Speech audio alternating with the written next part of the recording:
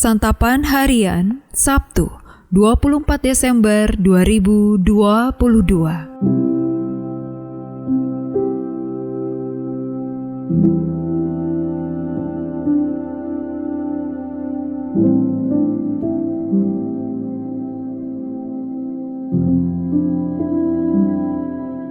Inilah program Santapan Harian, sebuah program yang mengajak Anda menelusuri isi Alkitab, agar Anda menemukan makna firman Tuhan sesuai dengan konteksnya.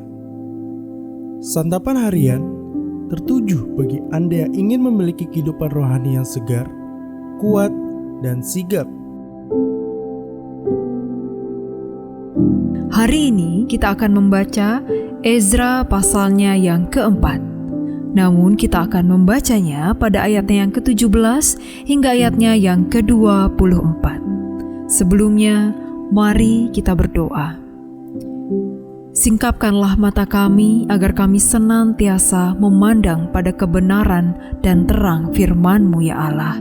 Di dalam Kristus Yesus kami bertelut. Amin. Ezra 4 ayat 17 sampai 24. Maka raja mengirim surat jawaban ini kepada Rehum, bupati, dan Simsai, panitera, serta rekan-rekan mereka yang lain yang tinggal di Samaria dan di daerah yang lain seberang sungai Efrat.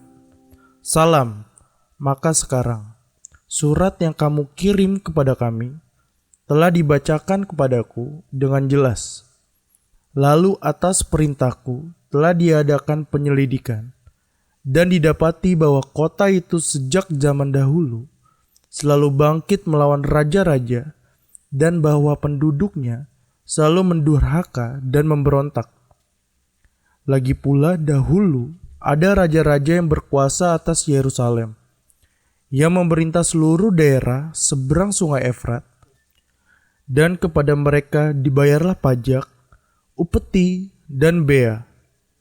Oleh sebab itu, keluarkanlah perintah untuk menghentikan orang-orang itu, supaya kota itu jangan dibangun kembali, sebab aku mengeluarkan perintah.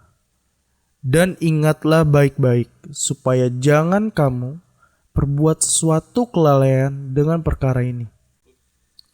Apakah gunanya kerusakan yang menjadi kerugian raja-raja itu bertambah besar? Maka setelah salinan surat Raja Artasasta dibacakan kepada Rehum dan Simsai, panitera, serta rekan-rekan mereka, berangkatlah mereka dengan segera ke Yerusalem mendapatkan orang-orang Yahudi, dan dengan kekerasan mereka memaksa orang-orang itu menghentikan pekerjaan itu. Pada waktu itu terhentilah pekerjaan membangun rumah Allah yang di Yerusalem, dan tetap terhenti sampai tahun kedua zaman pemerintahan Darius, Raja Negeri Persia.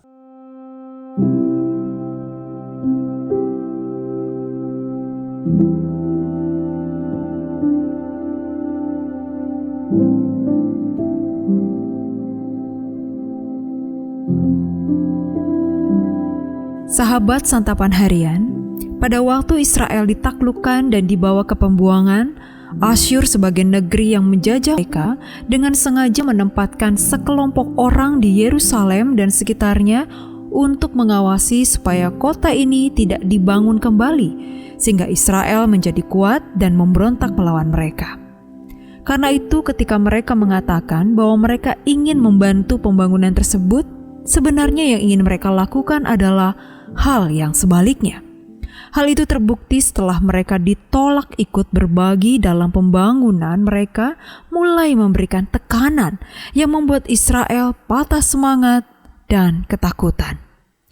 Sekalipun Kores, Raja Persia, mengizinkan dan memberi perintah kepada umat untuk membangun bait Allah, musuh-musuh Israel tetap saja berusaha mengagalkan pembangunan bait Allah itu. Mereka menggunakan segala cara termasuk menyuap para penasehat dan memfitnah Israel pada pemerintahan Ahasyeweros. Sekalipun usaha mereka sempat terlihat berhasil, sebab pembangunan bait Allah sempat dihentikan beberapa waktu lamanya. Semua itu hanya sementara. Mereka bisa menggunakan segala cara untuk menjatuhkan umatnya, tetapi tak ada seorang pun yang dapat menggagalkan rencana Allah. Dalam hidup kita sebagai orang percaya, kita perlu menyadari bahwa kuasa si jahat tidak akan pernah tinggal diam untuk menghambat kita dalam melakukan pekerjaan Tuhan.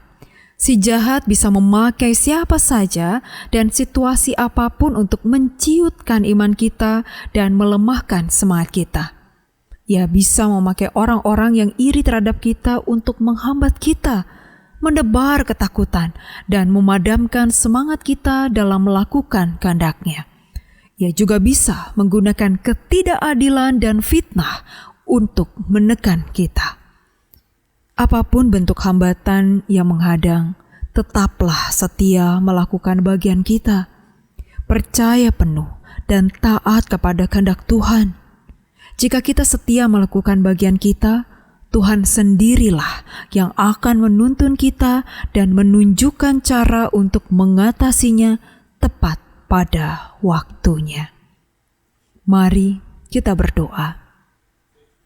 Tuhan Yesus, kami menyerahkan kehendak kami kepadamu hari ini. Bantulah kami tetap dekat kepadamu setiap masa, mengasihimu dengan mentaatimu, serta setia melakukan bagian kami dari kehendak-Mu. Di dalam nama-Mu Kristus kami berdoa. Amin.